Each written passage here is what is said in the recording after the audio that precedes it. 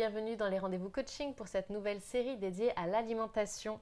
Maîtriser son poids en mangeant ce que l'on veut, quand on veut et enfin faire la paix avec la nourriture, réapprendre à manger en écoutant son corps en fonction de ses besoins, sans excès bien sûr, ni frustration. C'est ce que l'on appelle l'alimentation intuitive. Mélissa Parrain est naturopathe, professeure de yoga et elle est avec nous aujourd'hui pour nous expliquer comment ça marche. Bonjour Mélissa. Bonjour, merci beaucoup de m'accueillir. Merci à toi de nous faire le plaisir d'être avec nous. Première question, quels sont les grands principes de l'alimentation intuitive ? Alors l'alimentation intuitive, ça a été un concept qui a été mis en place dans les années 80. L'objectif principal, c'est de mettre fin à tous les régimes. Tout simplement parce qu'on sait qu'aujourd'hui, 80% des régimes ne fonctionnent pas et que même 95% des régimes ne fonctionnent pas après 3 ans, qu'on reprend du poids après 3 ans. Donc vraiment, c'est important de le rappeler et que l'alimentation intuitive, c'est vraiment un contre-courant de tous ces régimes. L'objectif, ça va être de se reconnecter avec ses sensations de faim et de satiété. Donc ça va être d'honorer sa faim et de se dire que le corps n'est pas là pour être un ennemi contre nous, mais justement, s'il a faim, c'est qu'il a besoin de manger. Donc c'est ok de manger en fait. Et que voilà, vraiment on a faim, mangeons peu importe l'heure qu'il est, peu importe ce qui se passe dans notre vie, mais si on a faim, il faut manger. Ensuite, ça va être aussi de se reconnecter avec ses sensations de satiété, de respecter son corps, de se rappeler que le corps n'est pas une poubelle et que du coup, c'est pas parce que j'ai mon assiette qui est encore avec des aliments que je dois forcément la finir. Je peux la laisser pour plus tard. Et à la fois de faire cette différence aussi entre la satiété et la satisfaction. La satisfaction, ça vient après la satiété. Donc, par exemple, vous êtes au resto, vous mangez un plat, vous ne le finissez pas parce que vous voulez garder de la place pour le dessert aussi après. Et ça, c'est important aussi de se rappeler de ce plaisir-là et de la satisfaction qui est différente de ce côté de satiété. Un des grands principes aussi de l'alimentation intuitive, c'est de ne pas catégoriser des aliments. Il n'y a pas de bon ou de mauvais aliments. En réalité, tous les aliments sont neutres et donc c'est important de se dire ah, tu manges ça, c'est pas bien. Non, en fait, si j'ai envie de le manger, c'est que c'est bien et que c'est ok. Et de vraiment accepter ces sensations et de se rappeler que, encore une fois, le corps n'est pas notre ennemi. Donc si on a envie de quelque chose, c'est que souvent on en a besoin et que c'est totalement ok d'en manger. L'alimentation intuitive, elle prend aussi en compte vraiment le concept de manger de manière émotionnelle. Souvent, on dit « Ah, moi, je mange de manière émotionnelle, c'est pas bien. » Alors que c'est ok, en fait. L'alimentation, c'est avant tout émotionnel, c'est avant tout un moment convivial, de partage. C'est un moment dans lequel on va être en famille, entre amis. Et parfois, il y a un côté très émotionnel dans l'alimentation. C'est quand même un des premiers choses qui nous connectent avec notre mère. Donc, en fait, c'est normal d'apporter du plaisir dans l'alimentation. L'alimentation intuitive, c'est arrêter de trop intellectualiser l'alimentation. Pour moi, c'est vraiment ça en fait. C'est qu'aujourd'hui, on a tellement d'informations partout qu'en fait, on intellectualise beaucoup trop ce qu'on mange. Et on juge aussi vachement ce que mange l'autre et ce que nous, on mange. Tu manges trop. Tu manges trop, moi je Continue de mangerai pas manger ça. Ouais. Ah, mais c'est normal que tu as mal à la tête si tu manges ça aussi. Ah, je mange ça, mais je craque. Hein. C'est toutes ces réflexions en fait, et on s'en rend pas compte. Et quand vraiment on rentre dans l'alimentation intuitive, on se rend compte qu'on est hyper dur avec nous-mêmes, mais aussi avec les autres en permanence, et qu'on juge les gens sur la manière dont ils mangent. Alors qu'en fait, ça devrait être hyper simple, c'est se rappeler que l'alimentation c'est fait pour nous apporter de l'énergie, nous apporter du plaisir, et qu'en fait si j'ai envie de manger juste parce que j'ai envie de manger, et même si j'ai pas faim, c'est pas grave, j'ai envie de manger un cookie, j'en mange un en fait. Et c'est vraiment ça en fait, l'alimentation intuitive, c'est se dire c'est ok de manger si j'en ai envie, c'est honorer sa faim, honorer sa satiété, respecter son corps. Et ça veut pas dire non plus manger tout et n'importe quoi. Voilà, c'est ce que j'allais te dire, Ouais. effectivement, on y vient. L'alimentation intuitive, c'est aussi respecter son corps. Donc en fait, encore une fois, c'est comme je dis, mon corps n'est pas une poubelle. Donc c'est pas le gaver de tout et de rien. Et manger de manière émotionnelle, c'est ok. Faut juste pas que ça devienne pathologique ou problématique. C'est ok de manger de temps en temps. On est tous rentrés un soir, fatigués, stressés, avoir envie de manger du chocolat parce qu'on a passé une mauvaise journée ou parce qu'on a eu sa rupture et qu'on a envie de manger la fameuse glace de Bridget Jones. C'est totalement ok à partir du moment où c'est ponctuel et effectivement, c'est pas quelque chose qui permet de cacher notre solitude de manière chronique, notre ennui de manière chronique. À partir du moment où ça devient constant, tous les jours, il y a ce comportement compulsif qui est là c'est bien de se faire accompagner. Mais ponctuellement, ça arrive à tout le monde et il n'y a pas de quoi se blâmer là-dessus, quoi. Et donc c'est vraiment important en fait de juste simplifier l'alimentation, nos rapports avec l'alimentation, se reconnecter avec l'alimentation et faire la paix en fait avec l'alimentation. Ouais. L'alimentation intuitive, c'est un gros programme, mais c'est un peu tout ça. Bien sûr, mais ça revient effectivement à manger varié, de tout, mais De tout. voilà, on fait C'est attention que ça ne soit pas un automatisme. exactement, c'est chercher l'équilibre et pas la perfection. Moi, c'est ce que je ça. dis souvent en consultation. On ne cherche pas la perfection. Aucun excès, encore une fois, n'est bon dans tous les sens, que ce soit le bon comme le mauvais. Il faut trouver cet équilibre et cet équilibre, il est propre à vous en fait. C'est quel équilibre vous voulez avoir et est-ce que vous voulez manger sain, mais des gens qui mangent sain et qui se coupent de leur vie sociale, c'est pas bon en fait. Il y a la santé physique qui est très importante, mais il faut pas en oublier la santé émotionnelle, la santé mentale, la santé relationnelle, qui sont tout aussi importantes en fait. Et donc l'alimentation intuitive, ça regroupe tout ça, et même dans le fait de bouger, par exemple, c'est vraiment une philosophie de vie, parce que même dans le sport, on se met parfois une pression, il faut bouger, j'ai pas fait de sport pendant une semaine. Et c'est ok en fait de pas faire de sport pendant une semaine si vous êtes fatigué, que vous êtes malade, vous avez peu le temps, ça arrive à tout le monde. Et moi, je dis souvent qu'en plus, pour trouver son équilibre, il faut se déséquilibrer. Donc en fait, c'est ok d'avoir des moments de gros craquage où il n'y a aucune règle, et c'est ok parce qu'on va se rappeler aussi que en fait, manger des légumes, ça nous fait du bien, et que faire du sport, ça nous fait du bien. Plaisir, finalement, et de retrouver du plaisir dans tout ça, et pas manger ses haricots parce qu'il faut manger des haricots. Parce qu'en fait, c'est bon les haricots si c'est bien cuisiné et que c'est fait avec amour. Et le sport, c'est pareil. C'est faire un sport qui nous convient, qui nous fait plaisir, et c'est bouger parce qu'on a envie de bouger, et pas parce que la société nous impose de bouger. Et l'alimentation intuitive, ça a aussi une grosse valeur qui est d'aller contre la grossophobie, d'aller contre ce rapport au corps, au fait qu'il faut contrôler son corps. Le fait de se peser tous les jours, c'est quand même un contrôle que vous avez qui est quand même dingue sur le corps. En fait, le corps, il sait ce qu'il fait. Hein. Souvent, on intellectualise tellement, encore une fois, l'alimentation qu'on en oublie en fait que le corps est souvent plus intelligent que nous.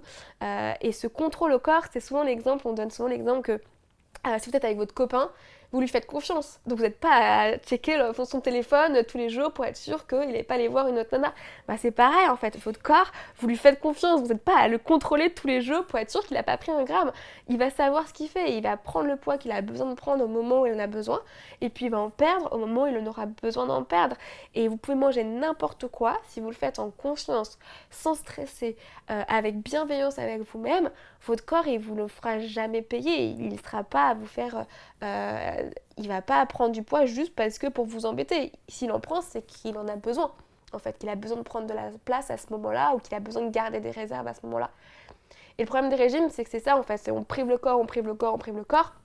On se stresse aussi. On se stresse énormément, on se met une charge mentale de dingue sur l'alimentation, on pense tout le temps à qu'est-ce qu'on va manger, qu'est-ce qu'on va pas manger, qu'est-ce qu'il faut, à là je mange ça, mais du coup je vais faire attention pour ça. Tout ça, en fait, c'est une charge mentale qu'on s'impose encore plus, notamment chez les femmes, alors qu'on a déjà tellement de choses à penser. Et moi, j'accompagne beaucoup de gens qui ont des troubles du comportement alimentaire. Et les gens, quand ils font la paix avec l'alimentation, ils se disent, mais c'est une charge mentale en moins qui part. Et c'est dingue, en fait, et un soulagement de dingue. Parce que c'est pas grave, je sais pas ce que je vais manger ce demain. C'est un peu comme quand on était chez nos parents à l'époque, on se posait pas la question, on mangeait très bien, on mangeait ce qu'il y avait dans l'assiette. Et puis on mangeait ce qu'il y avait dans l'assiette et on mangeait. Après l'alimentation, c'est aussi l'alimentation intuitive, c'est aussi me dire on va manger ce que j'ai envie de manger. Aujourd'hui. Donc après, bon, il y a un équilibre encore une fois à trouver. Moi, je vis toute seule, donc en fait, je suis très, j'achète ce qu'il faut pour aujourd'hui, et je fais pas du tout mes courses, je prévois pas parce que je sais pas si je suis chez moi ou pas. Donc je suis très, pour le coup, vraiment dans l'intuitif, et je vais au marché, je vais dans la petite, le petit primeur en bas de chez moi, et puis je regarde, voilà, qu'est-ce que j'ai envie de manger aujourd'hui. Et c'est un peu ça qui se passe. Dans la réalité, quand on a des enfants, parce qu'on a un mode de vie, voilà, où on doit parfois s'organiser, c'est pas toujours facile de faire ça. Mais en fait, on peut planifier nos repas pour des questions d'économie, pour pouvoir faciliter nos courses. Mais après, sur le quotidien, si en fait aujourd'hui j'ai pas envie de manger ce que j'avais prévu, en fait c'est ok de se dire en fait je vais peut-être faire autre chose aujourd'hui. Et c'est pas grave, peut-être que le plat que j'avais prévu, je le garderai pour plus tard ou demain. Mais c'est aussi de se rappeler de ce qu'on a envie, parce que de ce qu'on a envie, c'est ce que le corps a besoin. Et ça, c'est important de se le rappeler. En fait, ce que j'ai envie de manger, c'est ce dont mon corps a besoin. Si vous avez une grosse envie, et on se le rappelle souvent à des femmes enceintes, les grosses envies de femmes enceintes de fraises, c'est parce qu'elles ont besoin de fraises, en fait, parce que leur corps leur réclame. Ou quand vous êtes malade, des personnes qui sont anémiques. Par exemple, moi, je suis végétarienne depuis 10 ans.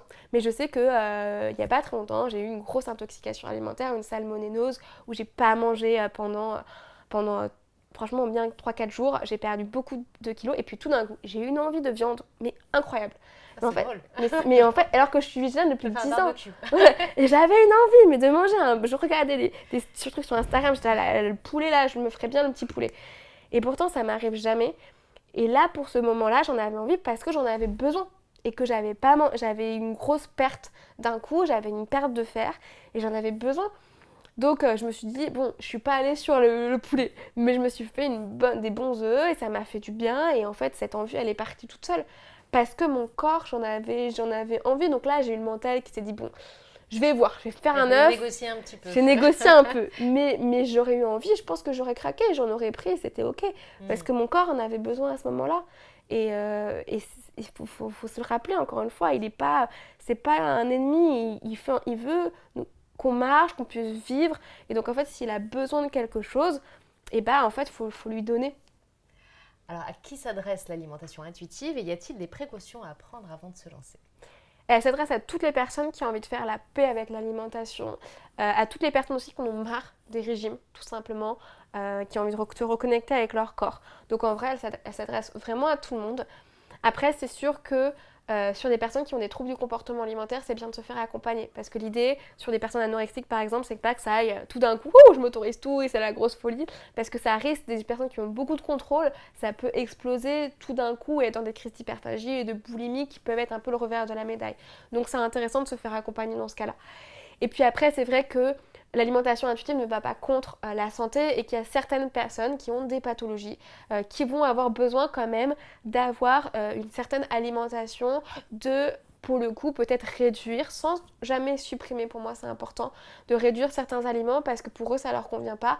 Donc dans ces cas-là, on peut être dans une alimentation intuitive avec effectivement quand même certaines règles ou en tout cas certaines précautions santé pour permettre aux personnes qui ont certaines pathologies de quand même éradiquer leurs problématiques particulières. Voilà, c'est ce que j'allais te demander. Donc, pour les contre-indications, quand on peut souffrir de certaines pathologies, le mieux restera de se faire accompagner pour doser. Pour doser. On va quand même le faire, parce que, encore une fois, moi, je suis contre, de toute façon, l'alimentation, il faut qu'elle reste variée, équilibrée dans tous les cas. Et c'est bien de ne pas catégoriser des aliments et de ne pas enlever complètement un aliment, puisque si on enlève complètement un aliment, notre corps, il ne sait plus le reconnaître à terme. Et c'est ça les problématiques de personnes qui souvent arrêtent complètement le sucre. Après, ils ne savent plus manger un bon pain au chocolat ou une chocolatine en fonction de d'où vous êtes. On le digère plus de la même manière. On le digère plus de la même manière, c'est plus fatigant. Et c'est dommage du coup de ne pas apprécier ce moment convivial avec des amis, des proches, un lendemain de Noël. Donc voilà, c'est important quand même de garder cette variété pour garder cette variété au niveau du microbiote. Et puis même des personnes qui vont aussi totalement arrêter tout, le gluten, le lactose, ils ne savent plus le digérer parce que le corps ne le reconnaît pas. Donc c'est important de garder cette variété. Mais c'est vrai que pour certaines personnes, on va aussi avoir certains conseils par exemple, dans le cas de diabète ou dans le cas de côlon irritable. Maintenant, c'est pas forcément des choses qui vont être à vie. L'idée, c'est d'être dans une certaine hygiène de vie à un moment donné pour pouvoir éradiquer la problématique, mais à terme, de pouvoir la réintégrer avec dose. Et encore une fois, c'est une question d'équilibre. Et si vous êtes dans le cas, par exemple, de syndrome prémenstruel, par exemple, une des règles qu'on va donner souvent dans le cas de syndrome prémenstruel, c'est bien d'éviter le lactose parce que ça va être très inflammatoire et ça peut créer des douleurs menstruelles. Personnellement, moi, ce que je conseille souvent, c'est les 2 semaines après vos règles, fil free fromage, pas trop de problématiques à ce moment-là. Par contre, peut-être que la semaine avant, on va faire attention et être vigilant. Et l'alimentation intuitive, c'est aussi de se dire, dans mon assiette, c'est dans un contrôle qui n'est pas un contrôle strict. C'est dans mon assiette, est-ce que j'ai tout ce qu'il faut pour apporter du bien à mon corps? Est-ce que j'ai eu ma protéine une fois dans la journée pour pouvoir faire le sport que j'ai prévu de faire ce soir? Est-ce que j'ai assez de glucides dans mon assiette pour pouvoir être productive et être concentrée? Est-ce que j'ai assez de légumes pour peut-être contrebalancer effectivement l'excès d'acidité et du coup réduire l'inflammation dans mon corps et éviter les syndromes prémenstruels trop forts? Ça va être aussi d'être plus dans un contrôle de bienveillance de l'assiette et de moins être dans un truc j'enlève mais j'ajoute des bonnes choses à mon assiette pour contrebalancer certaines choses ou pour pouvoir en tout cas m'assurer que j'ai tous les nutriments dont j'ai besoin pour pouvoir être performant et vivre en bonne santé en fait. Très bien. J'ai envie de me mettre à l'alimentation intuitive. Quels conseils donnerais-tu pour y aller peut-être progressivement et pas tout chambouler comme ça du jour au lendemain? C'est bien de se faire accompagner, effectivement. Il y a de certains nombres d'ouvrages qui ont été écrits aussi, donc c'est intéressant de les lire. Il y a plein de podcasts, notamment je pense à Reset ton assiette, qui est hyper intéressant sur l'alimentation intuitive. Et donc, je pense qu'il faut s'intéresser au sujet. Commencer par lire des bouquins, même lire des bouquins un peu plus féministes, je pense, parce que l'alimentation intuitive, c'est aussi aller à contre-courant justement des régimes et de cette pression qu'on se met par rapport au corps. Donc, c'est se reposer certaines questions et mettre fin à certaines croyances limitantes. Et donc, c'est vraiment s'éduquer, donc lire certains ouvrages à ce sujet, écouter des podcasts et se faire accompagner, effectivement. Très bien. Et justement, pour cela, il ne faut pas hésiter à te contacter. Mélissa Parrain, donc, on peut te contacter via tes réseaux sociaux ou encore ton site internet. Exactement, qui sont kisslab.fr. Kisslab.fr et justement donc tu donnes plein de conseils personnalisés, tu t'adaptes vraiment au mode de vie de la personne, à ses besoins, à ses problématiques. Bon, encore une fois, n'hésitez pas à la rejoindre. Toutes les informations dans le descriptif de cette vidéo. Mélissa Parrain, un grand merci. Merci beaucoup. À bientôt. À bientôt.